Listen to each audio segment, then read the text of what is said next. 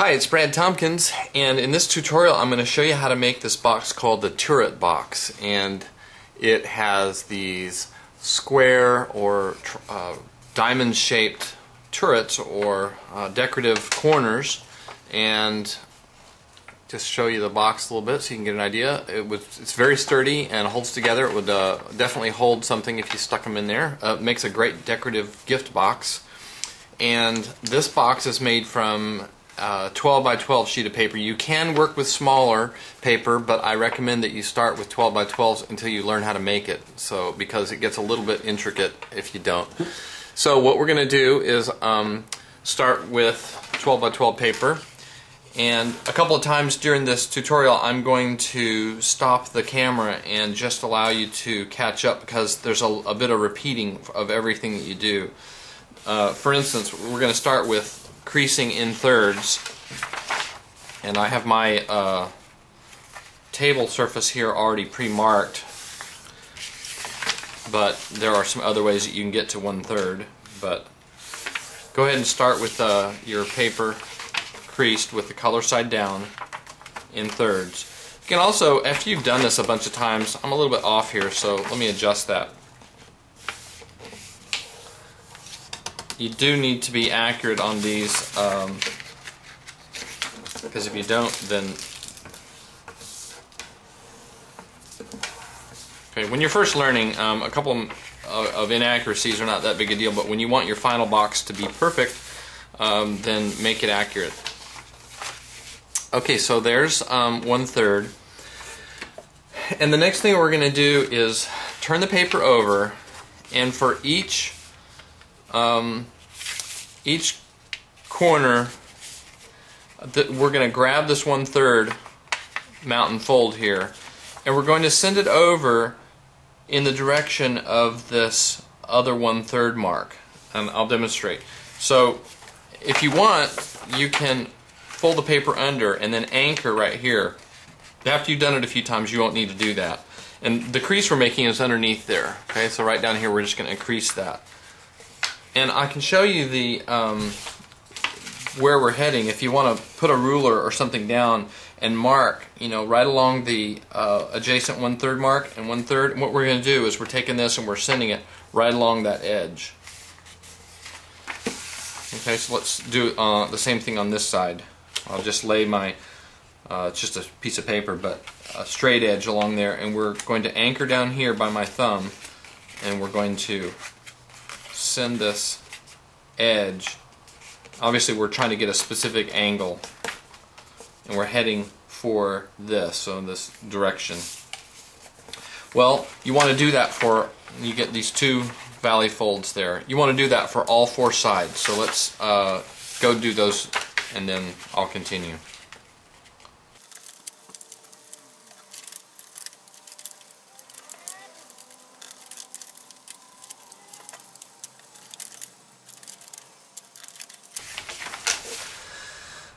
Okay, now that I've got all four of these middle squares with those creases that we just showed, what we're going to do is create a set of pre-creases to complete our pre-creases. So what we're going to do is I'm going to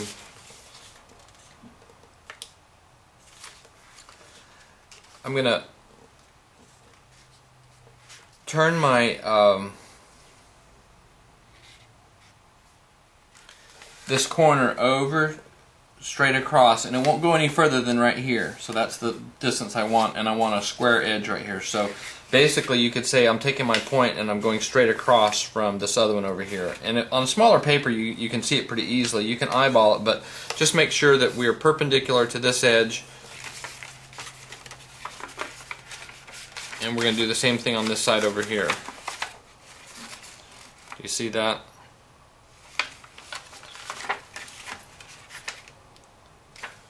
So let's go and do this one as well. And where does it stop? Well, it stops right where you would otherwise tear that piece of paper at the top. So what we want to do is just go straight across, perpendicular. And you can kind of eyeball this and see, well, look, those two are parallel. I have no idea what that angle is, but I know that when you're done you get, you know, this heading toward the center of the sheet straight across. Okay, go and repeat that for all 4 sides.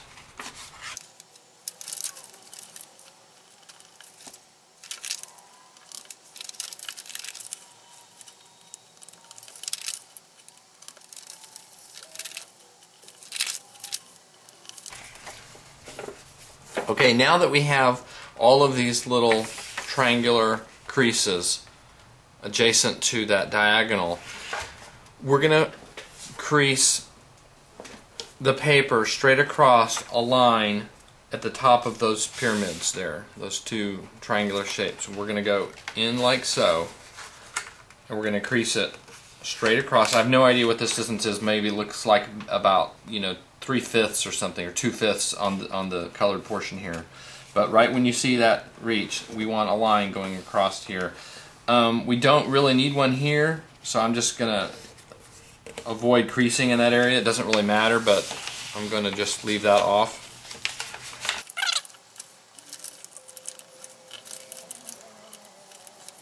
And if we do that correctly, you should end up with a square right here. It looks like I'm a little bit off on that one. This one looks perfect. We're going to take the corner and crease it down like so.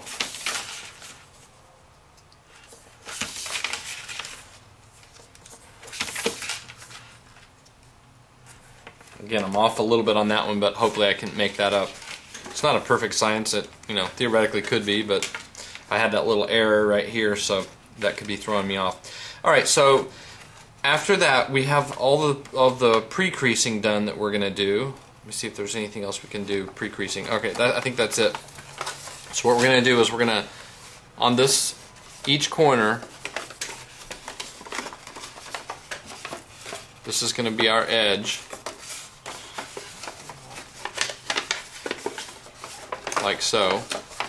And what we're going to do is, we're going to tuck both of these in. Alright, so this is the area that's going to be left over. And so we're going to, along that mountain fold, bend it back into the box inside.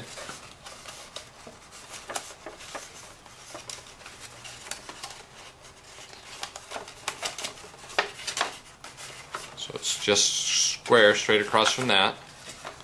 This is not a new fold. This crease right here should remain, this upright one. So it perfectly fits down in there. And then I do that side.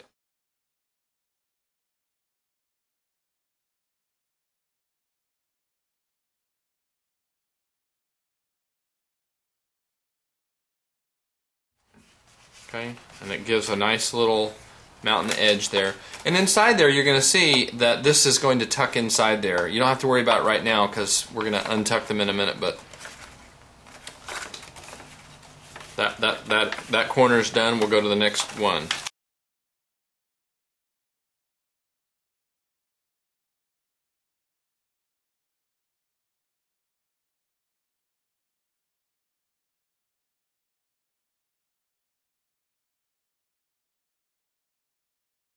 Okay, so the last step we're going to do, and this takes a little bit of a care when you do this, is this little section right here we're going to fold in half from here down to the crux of this fold, and then we're going to roll it in. And I find it easiest just to turn the box over like so.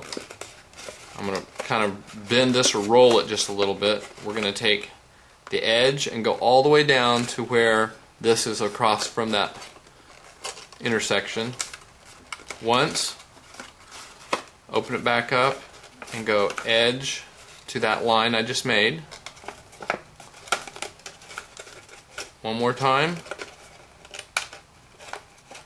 And then the final one, this sort of locks the box down. It will keep it from popping open. And if you do it right, this edge will just exactly match across from that fulcrum right there. So just mash these down and hold them good and firm and continue on to the next one. I had mentioned that we're going to be tucking these flaps in, so when we're done there's a little corner inside here that you can just drop that little flap inside underneath that and it will keep it from flopping open. But I don't find it you really need to do that until you finish these folds. So go ahead and repeat this for all 4 sides.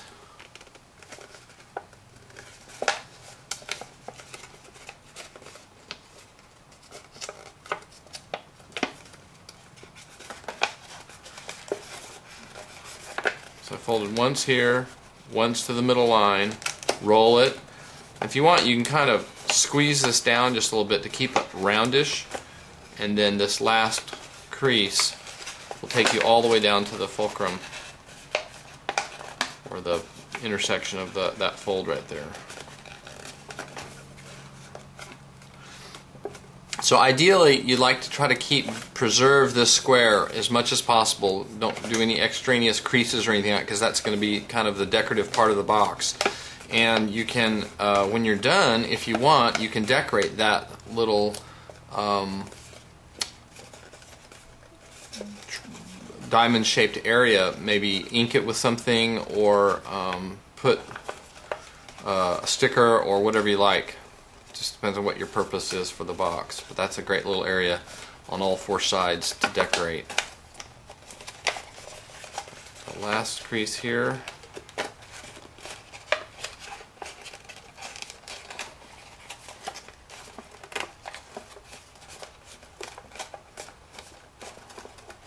And then here's the last one.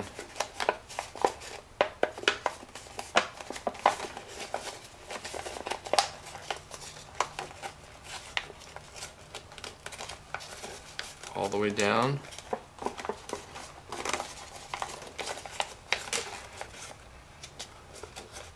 So how would you rate this box in terms of difficulty?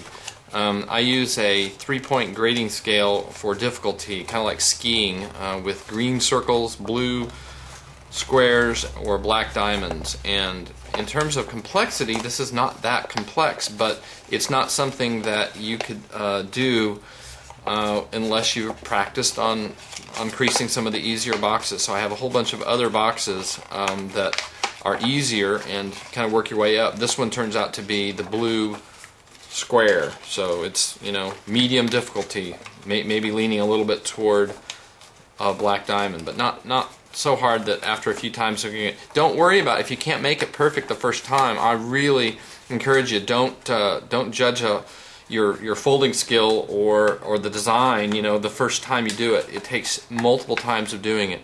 So this last step that I mentioned is I'm just tucking this little flap inside here, and the little flap will just fix inside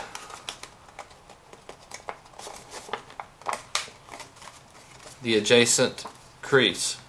And you can just sort of pick it up and turn it and roll it in there, and it will snap into place, and then that box is really going to be nice and solid and firm. It won't pop open. But there's your finished box. It's called the Turrett box, and I designed this while watching TV one day with my family. Hope you enjoy folding it and enjoy any of the other boxes. I have a great number of other boxes with similar difficulty levels on my website at foldthisbox.com. And this is Brad Tompkins reminding you that creativity is not a gift, but a habit of mind. So hope you create something wonderful today.